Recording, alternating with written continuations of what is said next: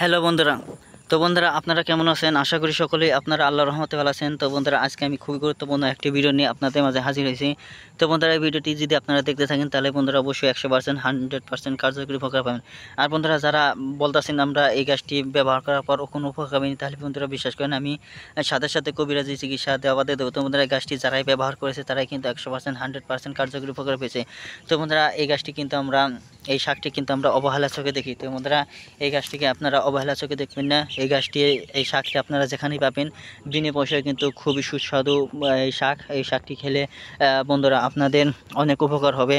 বন্ধুরা, এই শাকটি কিন্তু গ্রামগঞ্জের মানুষ প্রচুর পরিমাণে অনেকেই খেয়ে থাকে। তো বন্ধুরা, এই শাকটি বাজারেও অনেকে বিক্রি করে।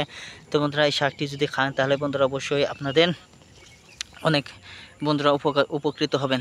তো বন্ধুরা, এই শাকটি যদি আপনারা খেতে পারেন নিয়মিত মাত্র 7 দিন খাওয়ার পরে আপনি বুঝতে পারবেন এই শাকের গুণাগুণ কেমন। তার কারণ হচ্ছে বন্ধুরা, এই শাকটি খেলে বন্ধুরা আপনাদের স্মৃতিশক্তি বৃদ্ধি হবে।